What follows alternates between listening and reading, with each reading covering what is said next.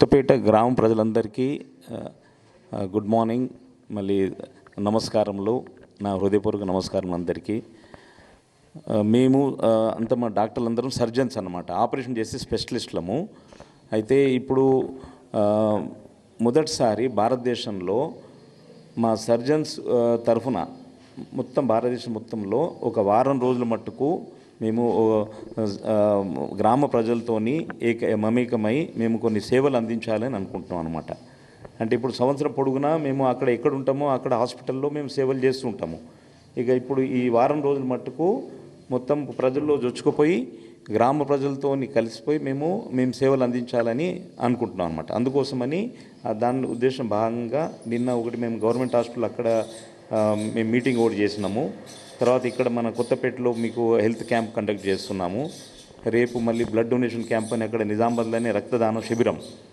అది రక్తము ఇప్పుడు ఏంటంటే ప్రజలకు అవసరం పడుతుంది కదా, సీరియస్ పేషెంట్లకు వాళ్ళకు ఏదైతుందో బ్లడ్ కావాలంటే అందరూ బంధువులు ఉండరు అనమాట, డొనేట్ చేయడానికి ఉండరు. అటువంటప్పుడు మేము క్యాంపులు పెట్టేసి ఇట్లా బ్లడ్ రక్తం అనేది రక్తదాన శిబిరంలో డొనేట్ చేసింది బ్యాంకులో ఉంచుతారనమాట. అప్పుడు అవసరం ఉన్న ప్రజలకు వాడుకుంటారు ఆ విధంగా. మళ్ళీ దాని తర్వాత రోజేమో మేము ఒకటి ర్యాలీ లాగా మన నిజామాబాద్లో చేస్తున్నాము. ప్రజలకు అంటే అవగాహన ఉండడానికి, ఆరోగ్యం గురించి అవగాహన కోసమని ఇవన్నీ చేస్తున్నాం అనమాట. సో అందులో భాగంగా ఇవాళ మేము క్యాంప్ చేస్తున్నాము. ఇప్పుడు దురదృష్టవశాత్తు ఇవాళ ప్రొద్దున అంటే మంచిది అనుకోండి, ఇప్పుడు వర్షం పడింది బాగా ప్రొద్దున, అందుకోసమని మనం గ్రామ ప్రజలు ఉపయోగించుకోవాలని కోరుకున్నాము. కానీ ఎక్కువ మంది రాలేకపోయినారు, ఇంకా వస్తుండొచ్చు, ఇప్పుడు మళ్ళీ వస్తుండొచ్చు. అయితే ఇప్పుడు ఒకటి ఏంటంటే మీరు గుర్తించాల్సింది, మేము డాక్టర్లము, మేము ఎంతో కష్టపడి చదువుకొని ఎంబీబీఎస్ అయ్యి ఎంఎస్ఐ సర్జన్ అయ్యి మేము ప్రాక్టీస్ చేస్తుంటాము. అయితే ఇప్పుడు ఏంటంటే మాకు ఆపరేషన్లు మేము చేస్తున్నప్పుడు ప్రాణం పోసి ప్రాణం తీసుకున్నట్టు అట్లా ఉంటుంది. ఎట్లా అంటే ఇప్పుడు బేవుస్ చేస్తాడు మత్తు డాక్టరు, మత్తులకి వెళ్ళి బయటికి రావాలా. ఇప్పుడు అలోపతి ఇంజక్షన్లు ఉంటాయి, అవి ఇంజక్షన్లు కొంతమంది పడాయి, అవి మనకు తెలియదు అనమాట. కొన్ని టెస్టులు చేస్తాము, టెస్ట్ చేసి పడతలేదు చూసుకుంటాము. కానీ ఇవన్నీ ఏంటంటే ఎంతో రిస్క్తో కూడుకున్నది ఉంటుంది. అటువంటప్పుడు మేము శాయశక్తుల మా తరఫున మేము ప్రయత్నం చేస్తాము. కానీ ఒక్కోసారి ఏమవుతుందంటే అనుకోని జరుగుతుంది. ఇప్పుడు అందుకోసము ఏదైతున్నదో మీరు డాక్టర్ మీద నమ్మకం ఉంచుకొని డాక్టర్లు మంచిగా చేస్తారు, మన కోసం మంచిగా చేస్తారు అని చెప్పేసి అట్లా ఉద్దేశంతో పోవాలన్నమాట. ఒకప్పుడు ముందు చూడు ఏదంటే రంగు నీళ్ళు ఇచ్చినా మంచిగా అవుతుండే అంటుండే, అంటే వాళ్ళ నమ్మకంతో పోతుండే అనమాట.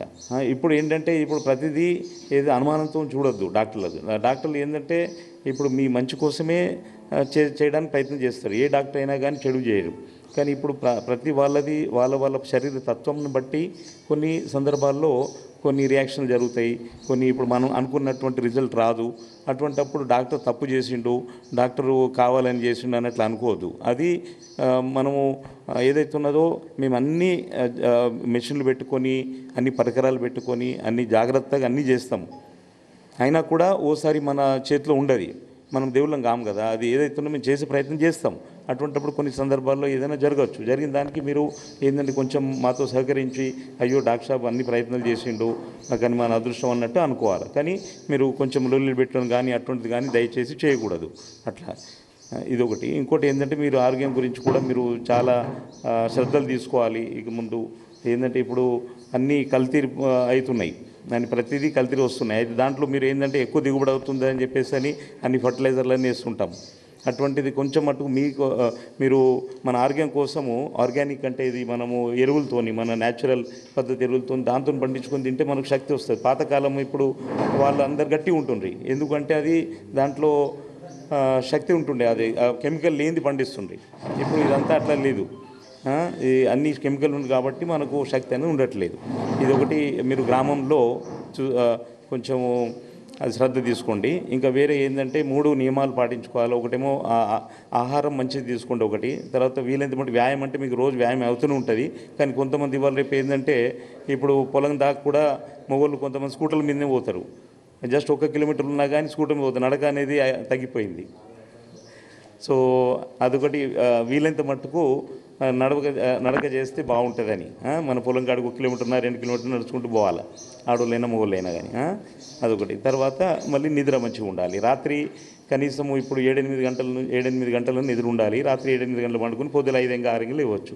కానీ ఏమవుతుంది ఇవాళ రేపు జనరేషన్లో టీవీలు చూడడము, మళ్ళీ ఫోన్లు చూడడము, రాత్రి 11, 12, 1 గంటల దాకా చూసుకుంటే లేట్ లేస్తున్నారు కొంత. అది ఈ 3 నియమాలు మంచి పాటిస్తుంటే మీ ఆరోగ్యాలన్నీ మంచిగా ఉంటాయి. ఏదైనా ఇప్పుడు మీకు ఏ ప్రాబ్లం ఉన్నా కానీ మేము డాక్టర్లు అందరూ ఎప్పటికి ఉంటాము, మేము సహకరిస్తుంటాం అనమాట. ఓకే, ఇది అవకాశం ఇచ్చినందుకు చాలా ధన్యవాదాలు. అయితే ఇప్పుడు మా డాక్టర్ సీనియర్ డాక్టర్ చెప్పినట్లు ఆరోగ్య జాగ్రత్తలు, ఆరోగ్య నియమాలన్నీ పాటిస్తే చాలా జబ్బులు మనకు రాకుండా మనం కాపాడుకోగలుగుతాం ఆరోగ్యాన్ని. ఈరోజు జాతీయ శస్త్రచికిత్సా నిపుణుల సంఘం ఆధ్వర్యంలో ఈ వారోత్సవం జరుపుతూ ఉన్నాం. 9th నుంచి 15 జూన్ వరకు. ఇందులో భాగంగా ప్రజల్లో అవగాహన తీసుకురావడానికి, ఆరోగ్యం గురించి అవేర్నెస్ తీసుకురావడానికి రకరకాల ప్రోగ్రాం చేస్తున్నాము. మన ఆరోగ్యం మన చేతుల్లో ఉంది. సగం జబ్బులు మనం సక్రమంగా నడుచుకుంటే, ఆహారం కానీ, తర్వాత సరిపడా నీరు తాగడం, నిద్ర, తిండి, నీరు, నిద్ర సరిగా చూసుకుంటే సగం జబ్బులు మనకు రాకుండా మనం కాపాడుకోగలుగుతాము. అదేవిధంగా అనవసరమైన అలవాట్లు, ఇప్పుడు చాలామంది, మేము గత 36 సంవత్సరాలుగా ఇక్కడ నేను వైద్యం చేస్తున్నాను, సర్జికల్ ప్రాక్టీస్ చేస్తున్నాను. ఒకప్పుడు ఉన్నట్లు ఇప్పుడు ఈ జనరేషన్ లేదు. ఈ అలవాటు అనేటివి ముఖ్యంగా గ్రామాల్లో తాగడం, అది తెల్లగలు కానీ, సారా కానీ, లేకపోతే ఆల్కహాల్ కానీ, అది బాగా ఎక్కువైపోయింది. దాని మూలంగా చాలామంది, చాలా ఫ్యామిలీల్లో ఫ్యామిలీ తగాదాలు, తర్వాత ఆరోగ్యం, చాలామంది లివర్ ఖరాబ్ కావడానికి,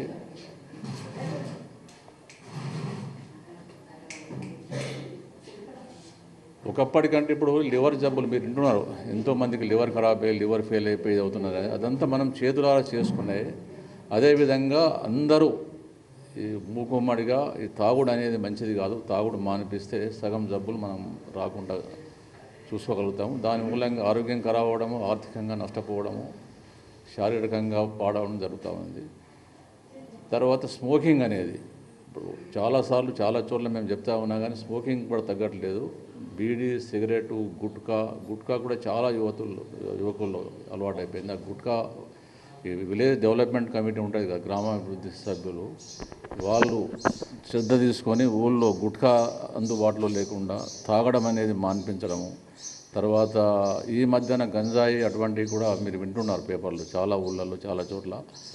ఆ మత్తు పదార్థాలకు వ్యసనాన్ని మాన్పించగలిగితే సగం మనం సమాజానికి సేవ చేసినట్టే. ప్రతి కుటుంబంలో, ప్రతి ఫ్యామిలీలో ఒకరో ఇద్దరో ఇటువంటి అలవాట్లకు ఆరోగ్యం ఖరాబ్ చేసుకోవడం, దాని తర్వాత దాని మూలంగా కుటుంబం అంతా ఆర్థికంగా చిన్నభిన్నమయ్యడం మనం చూస్తున్నాము. సో దయచేసి మీరంతా మీ ఊళ్ళో తాగుడు మాన్పించండి. ఈ గుట్కాలు కానీ, స్మోకింగ్ కానీ, తంబాకు నమలడం అటువంటివి మాన్పించండి. తర్వాత మత్తు పదార్థాల జోలికి పోకుండా మీ యువతను కాపాడుకోండి.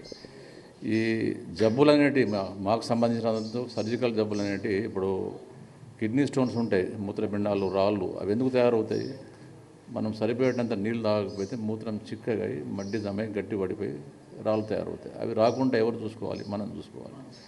అదేవిధంగా మలబద్ధకంతో అరిషములలు, ఫిషరు, అటువంటివన్నీ సరిగా నీళ్ళు తాగితే పోతుంది అన్నట్టు ఎర్లీ మార్నింగ్ లేచినప్పటి నుంచి.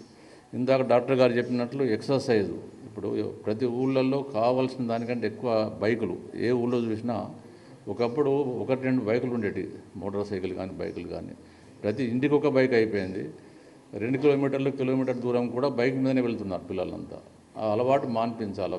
పొరుగు ఊరికి వెళ్తేనో లేకపోతే నిజామాబాద్ వస్తేనే తప్ప ఈ ఊళ్ళల్లో ఆ వాహనాలు వాడకండి. అది మీరు స్ట్రిక్ట్గా నిషేధించాలి ఊళ్ళో. వాకింగ్ అంత ఎక్కడికైనా ఒక అరగంట లేట్ అవుతుంది ప్రయాణం, అరగంట ముందు లేవండి. పొద్దున టైం సరిపోదు వెళ్ళడానికి, ఇది లేదనుకుంటే గంట ముందు లేవండి, లేచి అన్ని పనులు చేసుకోండి. ఒకప్పటిలాగా ఉంటేనే స్వచ్ఛమైన గాలి మీకు అందుతుంది. ఇక్కడ మీరు చేయాల్సిందంతా కలుషితమైన నీరు, కలుషితమైన ఆహారం తీసుకోకుండా చూసుకుంటే సరిపోతుంది. దాంతో చాలా జబ్బులు నయమవుతాయి. ఈ తాగడం మూలంగా లివర్ ఖరాబ్ అవ్వడము, అల్సర్స్ అనేటివి, ఇప్పుడు స్మోక్తో డ్రింక్తో పెప్టిక్ అల్సర్ అంటారు, గ్యాస్ ట్రబుల్ అంటారు, ఇవన్నీ చిన్న ఆహార నియమాలు పాటిస్తేనే మనం కరెక్షన్ చేసుకోగలుగుతాము. ప్రొద్దున లేవగానే బ్రష్ చేయకముందే, పనులు తోమకముందే పుక్కిలి చేసి ఒక 1/2 లీటర్ నీళ్ళు తాగండి. ఊళ్ళో అందరికీ చెప్తున్నాను, నీళ్ళు తాగి బ్రష్ చేసే లోపల 1/2 లీటర్ అనేది కిందికి వెళ్ళిపోతుంది. బ్రషింగ్ అయిన తర్వాత అంటే పనులు తోమిన తర్వాత ఇంకో 1/2 లీటర్, 1 లీటర్ నీళ్ళు మనం బ్రషింగ్ తోటి చేసుకుంటే మిగతా దినమంతా 3 లీటర్లు తాగితే సరిపోతుంది. అంతే. ఆ చిన్న విషయం కూడా చూసుకోవడానికి బద్ధకము. ఒకప్పుడు తాగడం అనేది సాయంత్రమే ఉండేది. పనులన్నీ చేసిన తర్వాత సాయంత్రం కొందరు తాగేవాళ్ళు. ఇప్పుడు ప్రొద్దున్న నుంచే స్టార్ట్ చేస్తున్నారు. ప్రొద్దున సాయంత్రం. మేము ఎన్నో ఆపరేషన్ చేస్తాము. తాగుడు అలవాటు ఉన్న వాళ్ళకి ఆపరేషన్ చేస్తే అక్కడ 2-3 రోజులు తాగుడు మానగానే పిచ్చి లేసినట్టు అయిపోతుంది వాళ్ళకి. దాన్ని మేనేజ్ చేయడానికి ఎంతో కష్టం అవుతుంది. కాబట్టి చిన్న చిన్న విషయాలన్నీ మీరు చర్చించుకోవాలా ఊళ్ళో. అవన్నీ బ్యాన్ చేయాలా.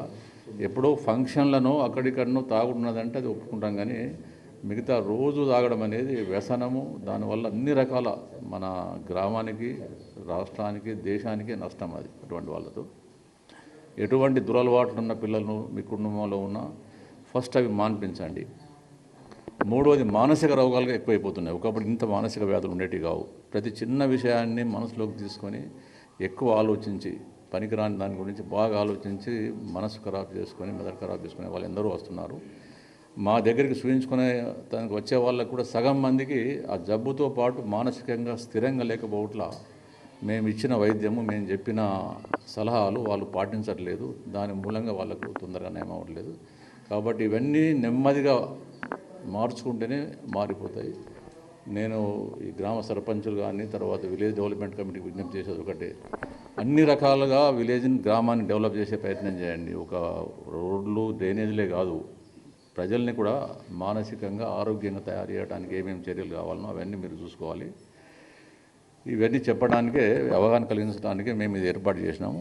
అదేవిధంగా సర్జన్స్ ఇందాక చెప్పినట్టు అంత నేర్పరితనం అన్ని రకాల నేర్చుకొని అంత ఇదైన తర్వాతనే వైద్య వృత్తి ప్రారంభిస్తారు. ఆపరేషన్స్లో అన్ని జాగ్రత్తలు తీసుకొని చేయంగా కూడా కొన్ని మనకు అనుకోని అన్ఎక్స్పెక్టెడ్, ఊహించని పరిణామాలతో ఏమన్నా ఇన్సిడెంట్ జరిగినప్పుడు అది ఎందుకు జరిగింది, ఎట్లా జరిగింది అనేది అర్థం చేసుకోవాలా. అదే కాకుండా ఆవేశంతో హాస్పిటల్ పైన దాడి చేయడము, ధ్వంసం చేసి ఎవరికి నష్టం కాదు. ఏదన్నా ఉంటే డాక్టర్ వాళ్ళ తప్పు జరిగితే మా డాక్టర్ కమిటీ ఉంటుంది, కోర్టులు ఉంటాయి, అవన్నీ ఉంటాయి. కానీ సామరస్యపూర్వకంగా మనం ప్రవర్తించాలా, ఓపికగా ప్రవర్తించాలా. అదే కానీ ప్రతి దానికి డాక్టర్ని నిందితం చేసేది ఉండదు. ఇంతకుముందు ఆపరేషన్ చేసేటప్పుడు డెత్ కానీ, ఆపరేషన్ తర్వాత 2-3 రోజుల్లో సరిగా చూసుకోక ఇదైందనేది ఉండేది. బట్ ఎవరు కూడా కావాలని చేయరు. అన్ని రకాల జాగ్రత్తలు, వాళ్ళకు కూడా పేరు రావాలని ఉంటుంది, సమాజానికి సేవ చేయాలని ఉంటుంది. కాబట్టి అటువంటి సందర్భాల్లో కొద్దిగా ఓపికగా, ఆవేశపడకుండా సామరస్యంగా పరిష్కరించుకోవాలని చెప్పి నేను విజ్ఞప్తి చేస్తున్నాను. ఈ సర్జరీ అనేది, వైద్య వృత్తిలో సర్జరీ అనేది చాలా ఓపికగా, చాలా శ్రద్ధతో చేసే వాళ్ళే ఈ సర్జరీ వృత్తి ఎంచుకుంటారు. ఎందుకంటే చాలాసేపు నిలబడాల్సి వస్తుంది. ఆడ్ అవర్స్లో ఎటువంటి టైంలోనే ఎమర్జెన్సీస్ ట్యాకిల్ చేయాల్సి వస్తుంది. ఇప్పుడు కొన్ని న్యూరో సర్జరీ, కార్డియాక్ సర్జరీ ఉంటాయి. 8-9 గంటలు, కొన్ని 20 గంటలు కూడా నిలబడి ఆపరేషన్ చేసేవి ఉంటాయి. సో ఆ ఓపిక, ఇవన్నీ ఎంతో ఇష్టంతో సమాజానికి సేవ చేద్దామనే ఉద్దేశంతో ఈ వైద్య వృత్తిలో సర్జికల్ బ్రాంచ్ని ఎన్నుకుంటారు. కాబట్టి వాళ్ళకు మీరు అన్ని రకాల సహకరించాలి. అదేవిధంగా మీ సమాజంలో మీకు ఏదైనా సర్జరీకి సంబంధించిన అవసరాలు ఉంటే మీరు ఎప్పుడైనా మా దగ్గరికి రావచ్చు. మా సేవలు మీకు ఎప్పుడు అందిస్తామని చెప్పి మేము మీకు మనవి చేస్తున్నాము. ఈ క్యాంపులో కూడా మీకున్న సర్జికల్ ప్రాబ్లమ్స్, మిగతా ప్రాబ్లమ్స్తో పాటు అన్నీ వివరంగా చెప్పండి. దాన్ని డీటెయిల్గా చేసేసి ఏమైతే అవసరం ఉంటుంది, ఇక్కడ ఉన్న కొన్ని మందులు ఇస్తాము, మిగతా ఏం ట్రీట్మెంట్ వాళ్ళు కూడా మేము సూచిస్తామన్నట్టు. వాటిని సరిగా పాటించి క్యాంపుని సద్వినియోగం చేసుకోవాలని చెప్పి నేను మీ అందరికీ విజ్ఞప్తి చేస్తున్నాను. ధన్యవాదాలు. సార్ వాళ్ళు సీనియర్ సర్జన్స్ మీకు అన్ని విషయాలు చెప్పారు. ఒకటి, మీ శరీరంలో ఏదైనా మార్పు వస్తే అది మంత్రాలు తంత్రాలని టైం వేస్ట్ చేసుకొని తర్వాత ఆర్ఎంపీలు ఏదో మందులు ఇస్తారు అని అట్లా టైం వేస్ట్ చేసుకొని తర్వాత జబ్బు ముదిరిన తర్వాత మా దగ్గరికి వస్తే మీకు పూర్తిగా నయం చేయలేకపోతాము. కాబట్టి మీలో ఏదైనా జబ్బు ఉంది అని మీకు ఆ ఫీలింగ్ వస్తే ఇమ్మీడియట్గా డాక్టర్ దగ్గరికి రండి. ఇట్లా డేస్ వేస్ట్ చేసుకోవద్దు. ముఖ్యంగా ఏంటంటే షుగర్ వ్యాధులు ఇంట్లో ఎవరికన్నా షుగర్ ఉంటే వాళ్ళ ద్వారా వాళ్ళ పిల్లలకి అట్లా వచ్చే అవకాశం ఉంటుంది. ఆ షుగర్ వ్యాధులు అట్లా పెరిగిపోయి కిడ్నీలు డ్యామేజ్ కావడం అలాంటి జరుగుతాయి. కాబట్టి మీలో ఏదైనా జబ్బు ఉంది అనిపిస్తే ఫస్ట్ కన్సర్న్ డాక్టర్కి దగ్గరికి రండి, నయం చేయడానికి వీలవుతుంది. నేను doctor Narayana, retired civil surgeon. ముఖ్యంగా నేను చెప్పదలుచుకుంది ఏంటంటే, పేషెంట్లు తెలుసో తెలియక చాలా మటుకు వాళ్ళకి తెలుసు ఆపరేషన్ అవసరం పడుతుందని చెప్పేసి దానికి డైరెక్ట్ సర్జన్ దగ్గరికి పోతే ట్రీట్మెంట్ ఒక విధంగా ఉంటుంది. లేదా మీరు వేరే రిఫరల్ డాక్టర్ దగ్గరికి పోతే వాళ్ళు డిసైడ్ చేసేసి అనవసరం పరీక్షలు చేసేసి మళ్ళీ సర్జన్కి రిఫర్ చేసి లేదా సర్జన్ పిలిపించి ఆపరేషన్ చేపిస్తే ఇవన్నీ ఖర్చులు ఎక్స్ట్రా అవుతుంటాయి. నేను కన్సల్టెంట్ సర్జన్. నేను అట్లా డైరెక్ట్ నాకు హాస్పిటల్ లేదు, వేరే వాళ్ళ దగ్గర పోయి చేస్తుంటా. అయితే పేషెంట్ ఇదే ఆయనకి ఏదో మామూలుగా కడుపు నొప్పి కానీ బీజ కొట్టు కానీ హర్షమాలు కానీ ఇట్లాంటివి ఉంటే చాలా మటుకు తెలిసేటే ఉంటాయి అన్నట్టు. అవి డైరెక్ట్గా సర్జన్ దగ్గర పోయి ఆయన కన్సల్టేషన్ తీసుకొని ట్రీట్మెంట్ తీసుకుంటే మీకే లాభం అవుతుంది. అట్లా అది కాకుండా వేరే డాక్టర్ దగ్గర పోయి లేకపోతే ఆర్ఎంపీని పట్టుకొని పోయి అట్లా ట్రీట్మెంట్ వస్తే అనవసరం పరీక్షలు ఖర్చులు ఎక్కువ. కాబట్టి మీరు అందరూ కూడా ముందు మేము కూడా అవగాహన సదస్సులు పెడుతుంటాము. సర్జికల్ కండిషన్స్ ఏంటి, వీటికైతే సర్జన్ దగ్గర రావాలని చెప్పి మేము చెప్తుంటాము. ప్రజలలో కూడా ముందు అన్నీ తెలియవస్తాయి. మెయిన్గా సర్జికల్ కండిషన్స్కి డైరెక్ట్ సర్జన్ దగ్గరికి పోతే మీకు చాలా లాభం అవుతుంది. నా పేరు డాక్టర్ రాహుల్ సామల. నేను గ్యాస్ట్రో సర్జన్ని. గ్యాస్కి సంబంధిత సమస్యలు ఏవైనా ఉంటే మీరు ఇవాళ చూపించుకొని దానికి తగిన ఇన్వెస్టిగేషన్స్ ఏం చేయించుకోవాలో నేను సూచిస్తాను.